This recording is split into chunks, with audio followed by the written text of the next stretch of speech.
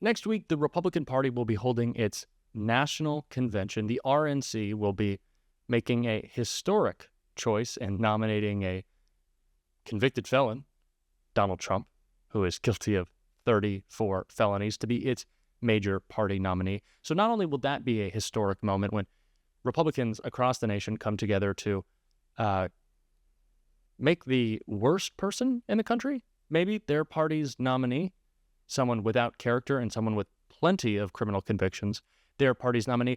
But not only will it be historic for that reason, but because Donald Trump will be selecting a running mate for this campaign. Now, you might be thinking, didn't Donald Trump have a VP? Didn't he pick someone before? Where did that guy go? Oh, it was Mike Pence, who Donald Trump sent a violent mob to the Capitol to attack, and who wanted to hang Mike Pence, not hang out with him, hang Mike Pence, because Donald Trump was so upset that he lost an election. He just couldn't handle it. He's such a child that he incited an insurrection to attack our democracy. So yeah, that guy's not supporting him anymore. But almost as bad as Donald Trump's former vice president not supporting him, coming out against him publicly multiple times, stating on record that he will not be supporting Donald Trump for many reasons, is that the three top contenders for this VP, this running mate selection for Donald Trump, J.D. Vance, Marco Rubio, and Doug Burgum, they've also come out against Donald Trump before. And one specific clip of Republican Senator Marco Rubio has resurfaced and is making the rounds, and it is absolutely humiliating for Donald Trump because it is such an indictment of his character, the truth that Marco Rubio speaks about who Donald Trump really is and how he feels about Donald Trump. Now, this clip is from 2016, but like I said, it is resurfacing right now and is damning. So let's take a look at what Marco Rubio had to say.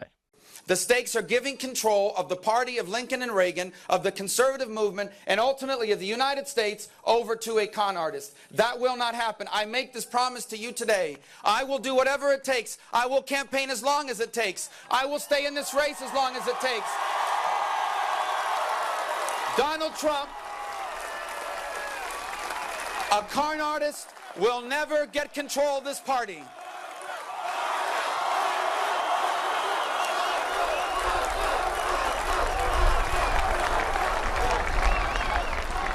And the time has come for you. I know some of your friends have bought into this. Listen, friends, don't let friends vote for con artists. It is time to open our eyes. It is time to open our eyes. We cannot allow a con artist to get access to the nuclear codes of the United States of America. It's a big fraud. And it's time to open our eyes, and we will in the days and weeks to come. I'm confident of it. We cannot allow a con artist to get access to the nuclear codes of the United States of America. Marco Rubio says, friends don't let friends vote for a con artist. Where's that now, Marco?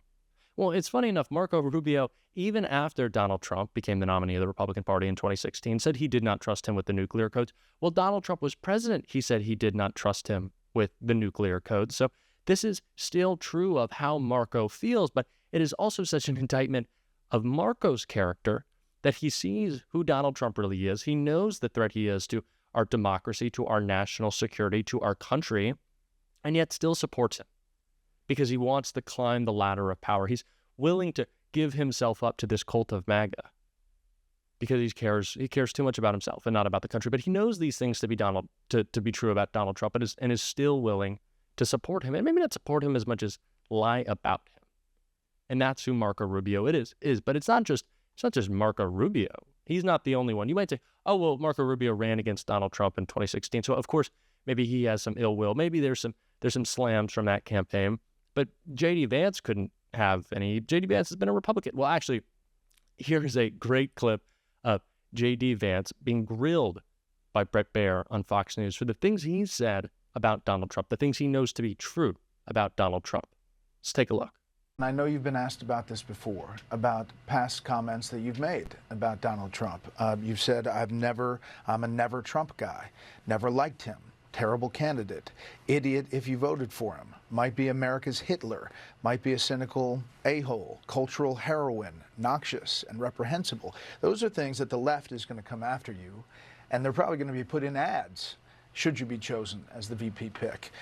So J.D. Vance, who many believe is the top contender to be Donald Trump's running mate, called him America's Hitler, called him reprehensible, said he never liked the guy, said, you're an idiot if you vote for him. This is how J.D. Vance actually feels. Now, he may cover it up when he goes on Fox News now. He may say, oh, I've changed my mind about Trump, but no. What's changed for J.D. Vance is he sees an opportunity to get power for himself. Again, this is the same thing about Marco Rubio. Their attacks on Trump revealed Trump's character and what they know to be true about it, but it also reveals MAGA's character. They don't care about the truth. They're willing to disregard it in favor of elevating themselves more so than anything. They're willing to buy into the cult of Trump out of fear and out of desire to boost themselves in their own career. And if you don't believe me that J.D. Vance feels this way, and this is true, take a listen to J.D. Vance debating J.D. Vance about Donald Trump. Let's check this out. As somebody who doesn't like Trump myself, the elites were right about Donald Trump, right? I'm a never Trump guy. I never liked him. He's the best president of my lifetime, and he revealed the corruption in this country like nobody else. I can't stomach Trump. I think that he's noxious and is leading the white working class to a very dark place. I think that he was a good president. I think he made a lot of good decisions for people. I take it you're not a Trump supporter from what I've read. Am I right? Is that a fair assessment? Yeah, I didn't vote for Trump. All around, he was a great president. I'm 37 years old. Certainly the best president of my lifetime. Well, that says it all, folks. J.D. Vance just made a pretty clear case, and I'm really excited to see if it is Marco Rubio or if it is J.D. Vance who Donald Trump selects as his running mate, to see these clips resurface again and again and again. And it's great that they are right now, because in the lead up to Trump's VP selection, it's important to remember again that his former vice president has come out against him, that 40 of his 44 top cabinet officials, people in his administration, have said not only are they not voting for him, that he's a threat to democracy and we should all be terrified of what another Trump presidency would look like. These are people who know who Donald Trump is, but of course they're hiding because they're hiding their true feelings because they're a part of the cult. But let's check out another Republican, someone who wasn't as close to Donald Trump, Doug Burgum, and what he had to say about the person who he could potentially be running with in a couple of days if Donald Trump is to select him as his running mate. Let's check out what Doug Burgum's thoughts on Donald Trump were when he was asked, would you ever do business with Donald Trump, Doug? Would you? Would you ever do business with Donald Trump? I don't think so. Why? I just think that it's important that you're judged by the company you keep, and You just wouldn't do business with him? No, I wouldn't. You are judged by the company you keep. A great point from Doug Burgum that obviously Doug Burgum doesn't believe. Now, and again, it's so important to remember, it is an indictment not just of Donald Trump, what these people say about him, but it's an indictment of them, that they're willing to go back on their word. They're willing to go back on the truth in favor of serving themselves, in favor of serving their career, because that's what MAGA is about.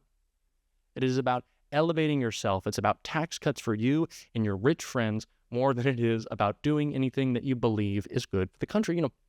As much as I disagree with what the Republican Party used to be, at least we had some belief. We were operating in a system in which we believed, okay, well, this is what they think will potentially benefit the country, or at least we hoped. Those are the good faith arguments that we're having. That's not the case anymore.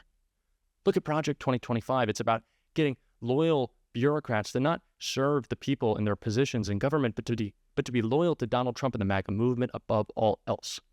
Now, again, I talked about Mike Pence coming out against Donald Trump and saying he's not going to support him. So I think that we should see that clip, and I want to talk about it just a little bit. Let's check that out.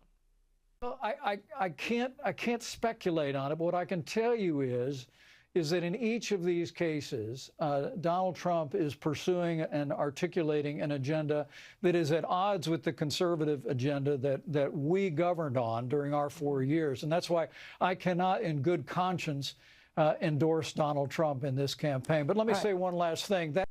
So I commend Mike Pence for coming out against Donald Trump, saying publicly he's not going to support him. I know that must be a scary thing to do. I think, of course, if you believe that, it is your obligation, but certainly with the attacks and the political violence perpetrated by Donald Trump and his cultists, it is a scary thing to do. But I struggle that Mike Pence, instead of just saying, I don't support his policies. He's not conservative enough. But maybe Mike Pence actually believes it. Say the truth. Say, this guy sent a violent mob to try to kill me because he is so insecure, because he's such a baby and he just couldn't stand to lose. That's the truth, Mike. We need more Republicans. If you are going to come out, don't just say, I don't know how I feel about Joe Biden's policies. I don't know how I feel about Democratic policies. No, this is about democracy. That's why you're coming out against Donald Trump, because you know that to be true. You know he's a person who wants to be a king. The Supreme Court just said he could be. That is the fear that we should have about Donald Trump, and that is the case that needs to be made by these Republicans. And it's a good thing that they already made that case, and I'm glad that we're going to be able to keep showing their words the truth that they actually do believe about Donald Trump over and over and over again, no matter who is selected as his running mate. And if you watched to the end of this video and you enjoyed it, make sure to drop a blue heart in the comments so I could thank you for watching all the way through. If you liked this video, hit that like button. Make sure to subscribe. The channel is growing. It's going to grow really fast if we can start building this momentum, and I'm super excited to see where it will go. And as always, thank you for watching, and I'll see you next time.